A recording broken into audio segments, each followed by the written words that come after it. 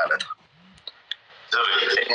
Kana keessa ammoo waa'ee siyaasaa yookiin wanta biraa keessa si galchuudhaaf miti akkasitti akka nu hubanne waan si himatan wayiitu jira. Waan kana jalqaba wanti dursuu qabu dhimma hawaasaati waan ta'eef, dhimma obboleewwan keenyaati waan ta'eef Oromootu namoota hedduurraa yaada fudhadhee yaada walitti qabaatiin si bira dhufe. Mansuur Jamaal waa komannee jedhan. Ana bira nama 5,300 jira, si bira meeqa akka jiru hin beeku. Mansuur Jamaal waa komannee innillee dhiyoo kana caalbaasii suuraa Hacaaluu Hundeessaa godhamee qarshii 15,000 tilmaame tokko. Lammata dhiyoo kana miidiyaa irratti gaafatamee maaliif qarshii hin qabdaa? Duniyaa Rabbi sii kenne hin qabdaa? Namni kun nama saba kanaaf lubbuu isaa aarsaa kafalee. Sababni ati gatii kana tilmaamteef maal inni jennaan? Ani silumaayyuu caalbaasii jalqabsiisuuf malee suurichumayyuu bitatuu hin barbaanne jedhee jedhan. Wanti si komatan kana waan Oromoon si himatu kana dhimma Hacaaluu immoo dhimma Oromoota. Hacaaluun Oromoodha, Oromoon Hacaaluudha. Kan beeknullee akkas, uummanillee akkasitti beeka. Ati hoo maal jetta waa'ee kanarratti? Dhugaa ta'uuf jennaani wanti kuni of course baay'ee sensitiiviidha. Sensitiivii jechuun immoo maalni uummata Oromoo keessatti biyyattii keessatti aarsaa guddaa warreen kaffalanidha. Oromoodhaaf nama lubbuusaa baasee jirudha Hacaaluuni. Anaaf qarshii qofaan itoo hin ta'in I don't know jechuman qabuun isaaf kana gatiinsaa kan jedhu. Engadda gurbaan Abdii jedhamu na gaafatee ture. Facebook irrattis na gaafachaa turanii. Normally guyyaa sana sagantaan qophaa'ee ture. Sagantaa just like fashion show wayii ture. An sagantaa biraarran ture. Ittiin qophoofne caalbaasiin injiraatus si jedhu waan just as a guest no request tadarakkuትና gaafa immoo request ta'ee dhufee jedhu kana keessatti laftinaa kennamee nan taa'ee kana gidduutti suuraan Hacaaluu dhufee jechuudha.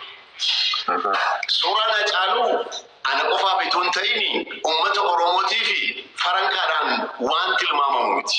Ani Rabbiin koo anaaf shahida akka Islaamaatti Islaminaadhaaf hin du'a, akiraa kootiif hin du'a, jihaadii irratti hin du'a.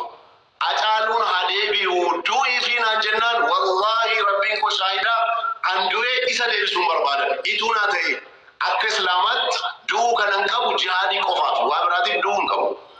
Kana garuu tuu namni na gaafatee ituu immoo Rabbiin godhee hin ta'a jedhame wallaahi kana gochuudhaaf homaa wanta naasa'uun qabu. Hacaaluun anaaf dhiiga keessa nama jiru. Farankaadhaan tilmaamuu hin danda'an wayisaa. Gaafa sana akkuma dhiqqaan dhufee dhaqeen taa'ee yeroo baay'ee hin agarta taanaan caalbaasii irratti namoonni 500 jedhu, 200 jedhu, 300, 100 jedhu baay'inaan namni tokko tasuma kaffaltiis hin kaffalu. Achi booda abbaan caalbaasii jara wajjin wal karakkaree inni kaan konkolaataa fa'aa kenna caalbaasii irratti. Kana caalatti hin jedhaan jiru. Jechuun siin jedhaa jira. Invite nan godhama iddoo baay'ee irratti.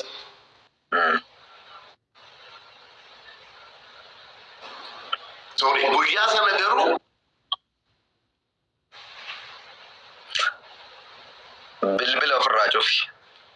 Irratti bilbilaaran. Sirratti bilbila hin jiru intarneetii irratti dawwalnu sun immoo xorre cufi. Kanaaf jennaan gaafa sana an qophaa'ee sinnannee kun jira jechuus quban qabu kana gidduutti caalbaasiin isaa dhufee gaafa dhufee jedhu immoo namoonni muraasa kan achi turanii biizinasa nama hojjetanu nama mootummaati kan turanii Oromiyaa Bahaልና Turizim Aadaaf Turizimii Oromoo namoo biizinasa warra hojjetan warra nama muraasa ture.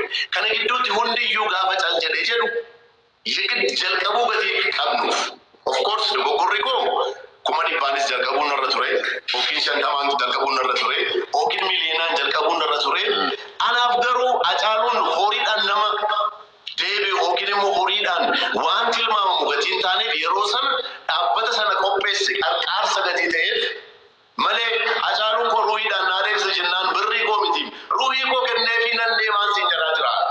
Rabbiin koo shaahida kanaaf immoo keessa koo ammam akkan quuqamaa ba'e ammam inni gaafa du'ee jedhu hammam akkan cinqamaa ture anatu beeka. Oromoodhaaf waan inni ta'e gatiin beekuufi jechuudha.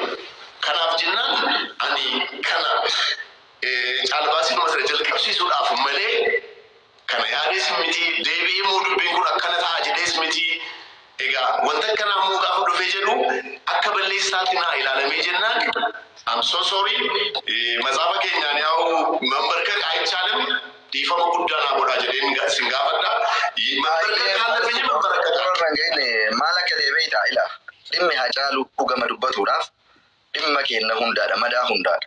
Ani wallahi summa wallahi ani muslima rabbii guyyatti fuula isaa dhaabadhee salaatu naa ragaan. Anaafati gaafa walii gallu hawaasa keenya rakkatan qarshii 50 qarqaarraa jennee walii galle. Gaafa walii gallu. Wanti akka kadheef garuu rabbi naa ragaadha. Osoo qarshii miiliyoona tokko qabsiisee abbaa barbaade waliin hin taphadha jedhee dhimma Hacaaluu taanaan taphicha sana hin sarrasa. Kan kee garuu wanti akka si gaafadhu na godheefi osoo si wajjin hin seenin hawaasa akka mareedhu na godhee atillee Oromoodha. Ilaalcha siyaasaatiin namni kamiyyuu gargar ta'uu danda'a. Paartii feete deeggaruu dandeessa, paartii feene deeggaruu dandeenya. Kuni mirga addunyaa ammaa kana keessatti jechuudha. Abbaan waan fedhe deeggaruu danda'a. Oromummaa irratti tokko meebi akka dhuunfaati anaafati ammoo amantaanillee tokko ta'uu danda'a. Waan kana garuu eega hawaasni quuqama qabaatee osoo hawaasni hirdhinaan jiru fedhii keenya dhuunfaa gammachiisuuf qofa. Anaafati amma dhufnee wala shandafnee leenca darbanii harka cabacabnee odeemne hiikaa takkan qaba. Waan hawaasni mufadhe jedhu atillee akka Oromoo tokkootitti sabni kee kun kabajamaadha. Hacaaluun kabajamaadha. Atillee hawaasa keetii waan gooteen anis waan hojjanneen hojii keenyaan hawaasa keenya biratti hin kabajamu. Kanaaf waan jiru qulqulleessuudhaaf. Ka garuu akka dogongoraatitti ani fudhadhe garuu caalbaasii Hacaaluu unkaan si'ii miiliyoneraa miti ani miskiin biyya Arabaa jiru. Ani amma irratti makiinaa gosa barbaadde qabaachuu dandeessa. Konkolaataa takka iyyuu hin qabu. Garuu caalbaasii Hacaaluu qarshii 15,000 abadan eegaluun sun akka dogongoraatti dogongora jedheen amanaan. Waan kanarratti maal jettaati? Meeraa sirgiyyaa deebii tokko naa deebisi. Meeqaanituun jalqabeen uummata kana gammachiisuu danda'a itti yaadda? Meeqaan haganaan eegali yoo jedhe waan kiisii keetii simatu beeka. Garuu walumaa gala qarshiin 15,000 garuu Hacaaluu akkan hin madaalle atillee atituu taate atituu gondoo taate meeqaan jalqabde irratti? Likki humna kootiitiin jalqabee eeyyuwa. Anammoo iddoo kee osoo ta'e an akka nama biyya Arabaa keessa jiruutti akka nama jireenya gadaanaa jiraatu tokkootitti wanti humna kiyyaatu qarshii 15,000 miti 50,000 iyyuu Hacaaluu hin madaalu. Wayin dhiisa wayin eegaluun.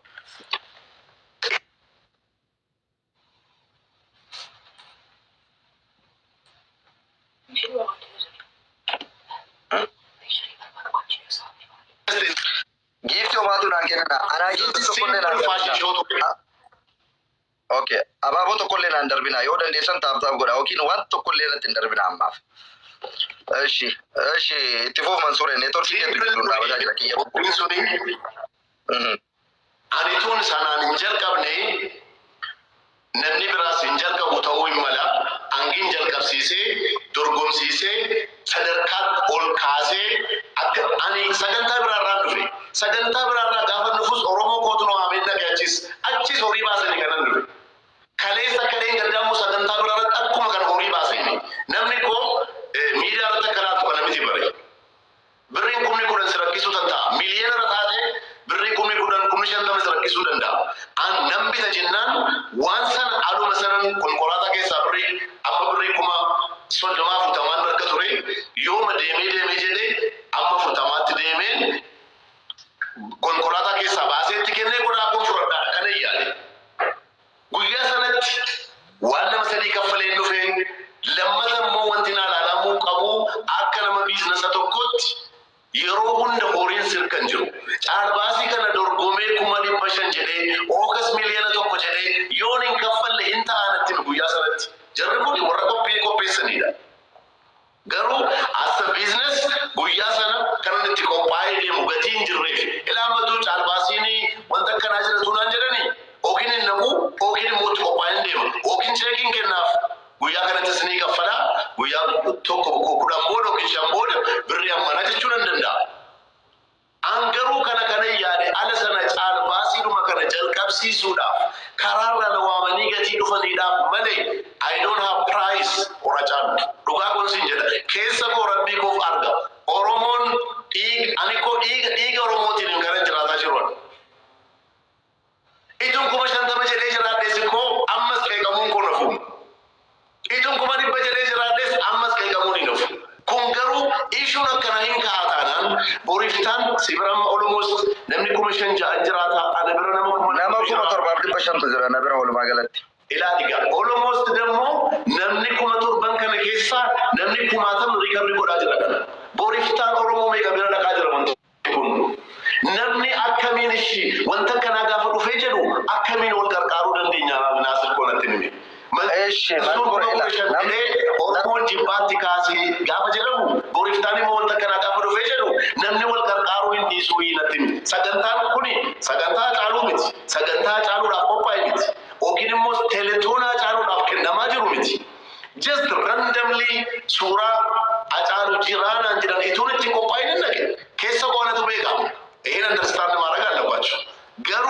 Garuu akkan silasiin jedhe መንበርከክ ሐራም ስለሆነ እንጂ ተንበርክኬ ኦሮሞን ጠይቃለሁ ነው ይቅርታ ኩምበሌሳ አየ ማንሱር ኢላ ወንት ጉዳን ኑሌ ሲጋፈኔፍ ሲት ሜጀራ namni qobni shanan kunniin harka kiyyarra jira. Kana keessaa tokko yoo dhibame yookiin yoo haate muree gatuu hin danda'u yaaladhee kanneen wali fayyisa malee. Akka tokkootitti eeyyan sababni namni kuma kudha meeqaa kun anaaf sirratti osoo jiru waan kana ummata Oromoo illee gaafadhee yaada hawaasa illee dhageeffadhee sittiin illee dhufeef si'ii fi hawaasa kee jidduutti waan fakkaate kana waan dhugaa irratti hundooftee deebii kana hawaasa kanaaf haa deebistuufi. Waan kana immoo nama hedduutu waraabaa jiraatuu danda'a. Akka jetteef ammoo waan dhugaa irratti hundaa'anii haqaa fi haqa irra dubbannaan indoom haqti kan kee nama muraasa irraa boosoo hin taane nama kumaatama bira osoo sii ga'ee namni filata. Yaada waan dhugaa fi waan haqa irratti hundaa'e jechaadha. Walumaa galatti kun akka dogongoraati hawaasa bichaa osoo hin taane anillee fudhadheera. Atillee yoo ta'e dhiifama nan gaafadheera. Wanti dhiifama irra darbe ammoo hin jiru. Kanumaami. Nan gaafadhaa kun ta'e dhiifama naa godhaa jedhaan jira bakka kun dogoggora jedhee ani uummataan wajjin hin jiraadha. Uummata malee jiraadha. Fi hawaasa dhiiga malee jiraadha. Waan fedhe jedhiin. Mansur ila waan barbaade waan keessa geessis dhagaame kino hawaasni illee kanuma Oromoo illee kanuma farasuma yoo meedaan yoo jedhanii waan fedhe jedhiini ergaa kee dabarfadhu isaaniitti. Ila yaa uummata Oromoo warreen isa bira dhagaa jirtan almost nam kuma torba nam kuma nama bira jirtan boriftaan immoo viidiyoo irratti warreen ilaaltan dhugaa rabbii kootu beeka. Egaa akka islaamaatiin kakiini baay'ee ulfaataadha. I don't know waan inni taasisa hin qabu. Garuu yeroo sana guyyaa sana randomly dhufe sagantaa biraarraa dhufe akkuma kana qophii Oromoo irra ture akkuma kana horii baaseen dhufe as business immoo balance gootee jiraatta. Guyyaa sana immoo konkolaataa keessa wanti harka ture 3040 caala.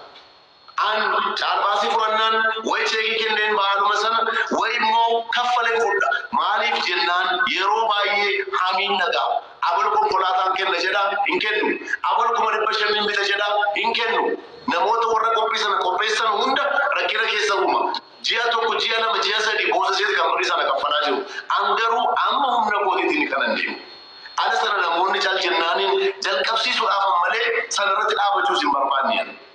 Kun immoo namoota koo saba koo hin dhuffisiisa taanaan I'm so sorry በጣም ይቅርታ. እውነቴን ነው የምነግርህ baay'ee dhiifama guddaa gaafata. Dhiifama guddaa. Taa'ee bakka rakkoon qabu. Hayya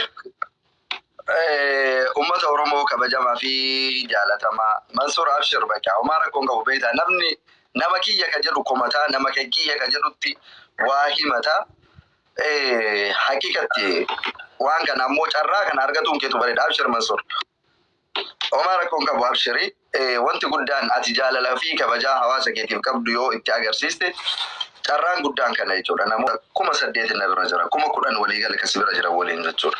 Kanaaf waan guddaa hawaasa kan kee ifama gaafatu waan isaan buufatan san qulqulleessuufiin gaariidha.